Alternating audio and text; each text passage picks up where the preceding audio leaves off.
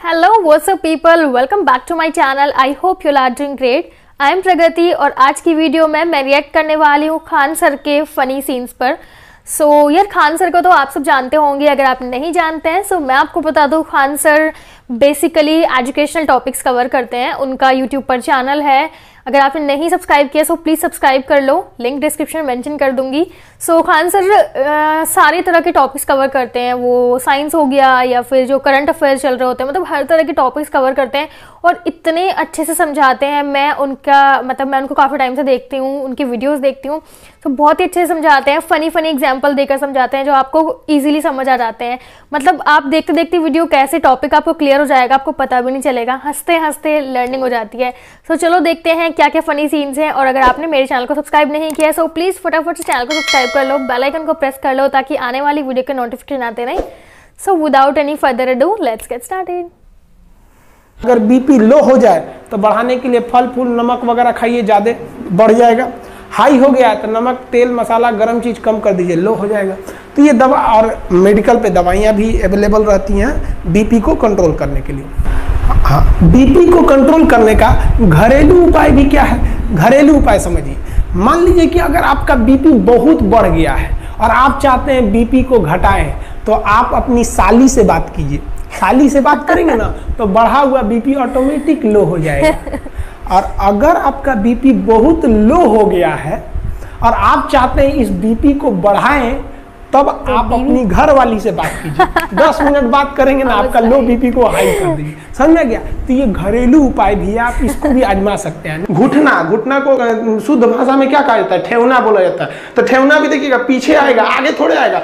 ठीक हुआ आगे नहीं आता, वरना चलते वक्त आगे आ जाता, आदमी उलट जाता, ऐसे ही करके। इसमें आप देखेंगे तो केवनी वगैरह में हो गया। यहाँ पे तू सब लड़कियां को देख रहा है, सब दूसरा फोटो लगाते हैं। यहाँ देखिए, ध्यान भटका देता है, लड़का से बहुत बदमाश होता है। इसको पोलियो एक तरह का इनएक्टिव वैक्सीन होता है। आप कुछ लोग पोलियो भी नहीं पिलाते हैं, कहते हैं कि 2 बूंद पीने से 2 बच्चा होगा। अजब हाल है भाई। ऐसे लोग जरा सोचिए कि जो इतना छोटा बच्चा है, आप ये नहीं सोच रहे हैं कि ये बड़ा होकर कितना पढ़ेगा, क्या बनेगा, बल्कि आप ये सोच रहे हैं कि ये बड़ा होकर कितना बच्चा पैदा करेगा।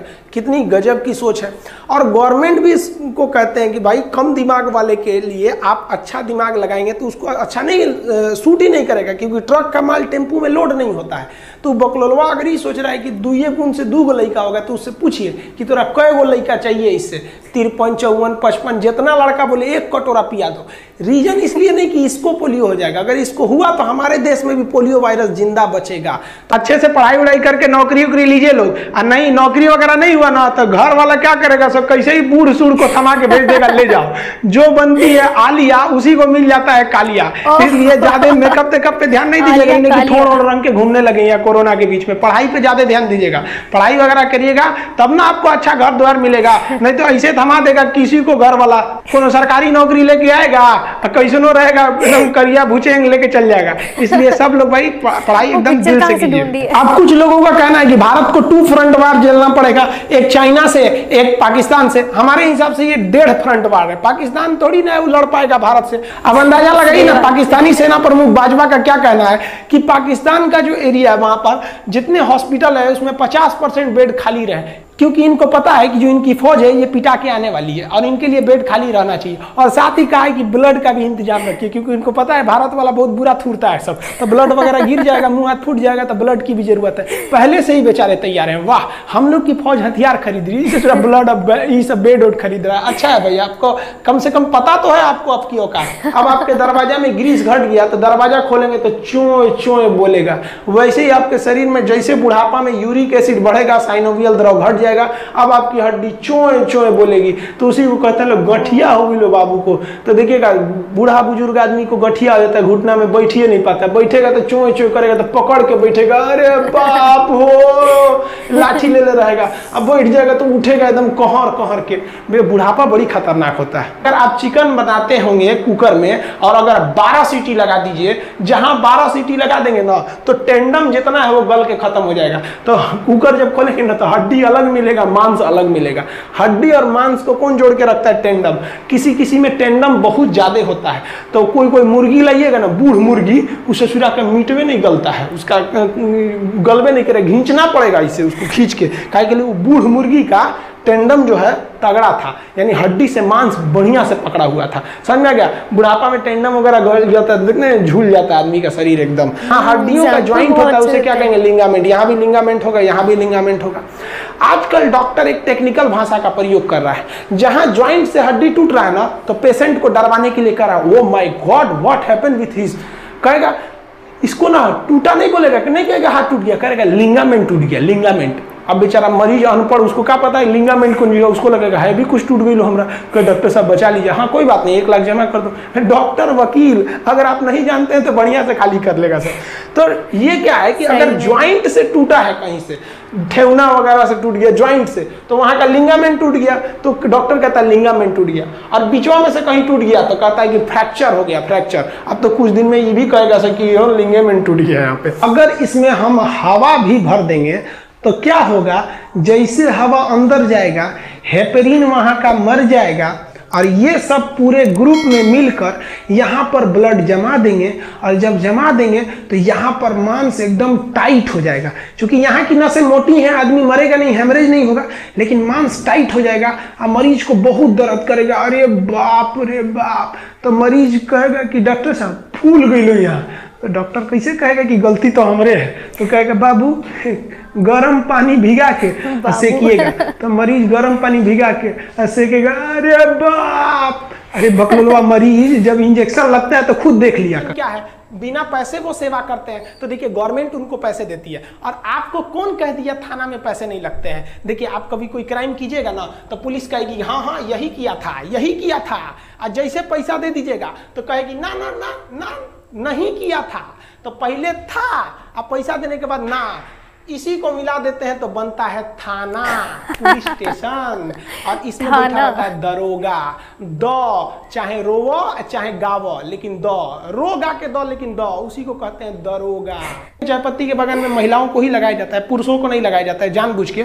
महिलाएं आराम आराम से नोचते रहती हैं, सब पत्तियां उसकी रखते रहती हैं सब इस तरह। पुरुष को लगा देंगे सजरा, दिन भर कहीं ना कहीं झगड़े कैले रहता है, और नोचते में उसको अगर याद आ गया झगड़ा के बाद गुस्सा में, तो कहेगा ना गला दबा देंगे वहां पे, गुस्सा में नोच देगा, पूरा खेत तो उखड़ जाएगा। इसलिए पुरुष को चाय पत्ती में नहीं लगाते हैं लोग। स्कूल में पढ़ने के बाद आपको लगेगा जॉब, अब चाहे प्राइवेट जॉब लगे चाहे सरकारी जॉब लगे, आप कहीं भी जाइएगा आप जॉब कीजिएगा। जॉब करेंगे तो वो चला जाएगा तृतीयक सेक्टर में। ये लोग जॉब कर रहे हैं तृतीयक सेक्टर में, इन सब का हम थोबड़ा ढक दिए हैं। इसे जरा इसको देख रहा था सब, देखिए ना यहाँ पर इसको देख रहा था सब, देख रहे हैं कौन सी जॉब करेगा सब, अयो बकलोलिया देख रही है उसी को यहाँ पे। तो ये सब जितना जॉब वगैरह होता है सब किस में जाता है? तृतीयक सेक्टर में जाता है। इतने कीड़े मकोड़े रहेंगे बाह्य कंकाल, जैसे बिच्छू जो होता है ना, बिच्छू में भी बाह्य कंकाल पाया जाता है। आप अगर बिच्छू को टच करिएगा तो कड़ा लगेगा वहां पर, अब जिंदे में मत टच कर दीजिएगा नहीं तो आपको कड़ा कर देगा वो। तो ये बाह्य कंकाल होते हैं, इनके शरीर में ये थोड़ी मदद करता है। जितने भी इंसेक्ट है, खटमल को मारिएगा ना, ऐसे खटमल मारिएगा तो देखिएगा ना कड़ा लगता है।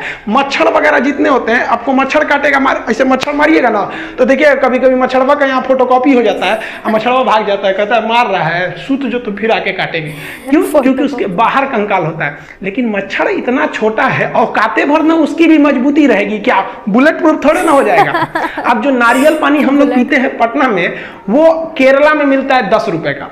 केरला से एक ट्रक अगर पटना आता है तो 1 लाख रुपया वो किराया लेता है। अब आप बताइए कोई व्यापारी है जो नारियल पानी मंगा रहा है, वो तो केरला में खरीदा है 10 रुपए के हिसाब से, अब जब पटना लाएगा तो 1 लाख रुपया किराया दिया है वो ट्रक का, आपको 10 रुपये में देगा? नहीं देगा। तो गरीब आदमी सोचता है कभी हम भी नारियल पानी पीते। इसमें उस गरीब की कोई गलती नहीं है, ना ही उस व्यापारी की गलती है। गलती है तो हमारे नीति निर्देशकों की गलती है, जो नीति बनाते समय ऐसी नीति नहीं बनाते हैं जो अगले 1000 साल तक सक्सेस हो सके। हमें अपने नदियों पर यह नीति बनानी पड़ेगी कि अगले 1000 साल तक बाढ़ नहीं आना चाहिए। तो हम लोग क्या नीति बनाते हैं, इस बार बाढ़ में कैसे बचाएंगे? रे चोट्टा कहीं के तो बाढ़ में बचाएगा, यहाँ 1000 साल तक का नीति बना के चलो। अपनी पत्नी का दिमाग और जीएसटी आज तक समझे में नहीं आया।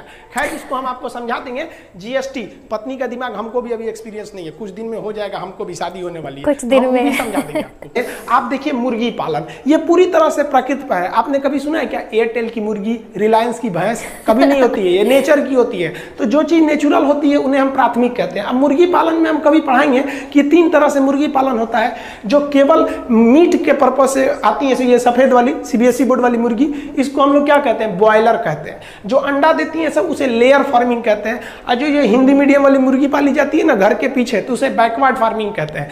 तो ये क्या है, प्रकृति पर निर्भर है। तो ये सब प्राथमिक क्षेत्र में आएंगे।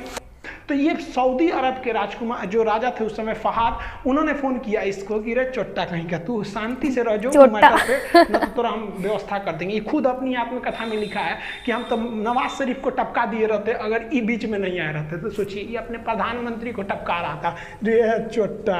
हम तो कहते हैं कि पाकिस्तानी की आर्मी जिम्मेदार है, लेकिन हमारे देश के इंटेलिजेंस भी जिम्मेदार है। तुम जासूस किस काम का रहे कि तुमको ये पता नहीं चल रहा है कि पाकिस्तान की हजारों फौज घुस गई, वो आर्टिलरी लेके चले आए, एमुनेशन लेके चले आए, मिसाइल लेके घुस गए। हमारी फौज चुपचाप मुंह देख रही है। हमारी फौज तो बहादुरी से लड़ी। जो जासूस थे सब, इंटेलिजेंस, वो चोट्टे कहां मर गए थे सब। और ये हमेशा से यही होता है। 1962 की लड़ाई हम लोग को मुंह की खानी पड़ी यही जासूसों की वजह से। 1984 में ये ससुरे सियाचिन में घुस गए थे, फिर भी कुछ नहीं हुआ। अरे सब छोड़िए, 2008 में देखिए ना, मुंबई में जब हमला हुआ तो हमारे जासूसों को पता ही नहीं था कि कजमल के साथ घुस गया, हमला कर दिया। चोट्टा सरकारी नौकरी लेना है, कोनो काम का नहीं है। सब अधिकारी इनको ले आके, हम तो रहते ना वहां पे, हमारे पास पावर रहता ना, हम तो ससुरा जितने अधिकारी हैं ना ससुरा, इनको जिस तरह से पाकिस्तानियों को भूने थे ना उस तरह भून देते ससुरा। तुम क्या कर रहा है, क्योंकि हम युद्ध जीत सकते हैं। हमारे इतिहास में एक और शौर्य गाथा लिखी जा सकती है, लेकिन उन माओ की गोद जो सुनी हो गई करगिल की लड़ाई में, उन्हें हम कभी नहीं लौटा सकते उन चोट्टे जासूस इंटेलिजेंस वालों की वजह से।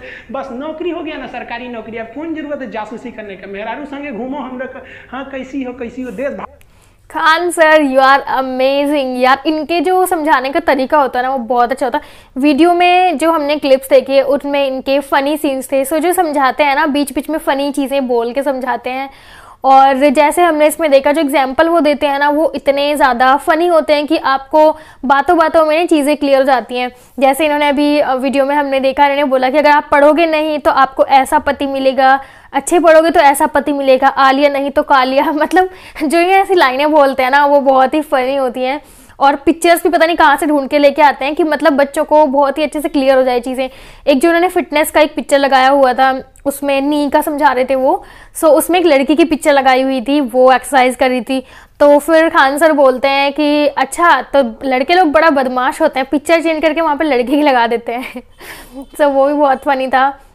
और इसमें और भी बहुत सारी फ़नी चीज़ें उन्होंने बोली हुई हैं। जैसे और जो भी वो चीज़ें बोलते हैं ना वो सच भी होती है। मतलब वो बहुत ही सच्चाई बोलते हैं जो अपने देश में चल रही होती हैं चीज़ें, और उनको इस तरह से फ़नी वे में समझाते हैं कि सुन के मज़ा आता है। मतलब अगर ऐसे टीचर स्कूल टाइम में होते ना तो हमें टॉपिक्स बोरिंग ना लगते। कुछ सब्जेक्ट्स में नींद आने लग जाती है ना बैठ के, लाइक हिस्ट्री के लेक्चर में नींद आती थी। लेकिन अगर खान सर होते ना तो आई एम श्योर कि जो टॉपिक समझाते हैं वो अब तक क्लियर होते। सो मैं इनके जो वीडियोस हैं ना वो काफ़ी देखती हूँ और बहुत अच्छे से टॉपिक क्लियर कर देते हैं। मज़ा आता है वीडियो देखकर इनकी।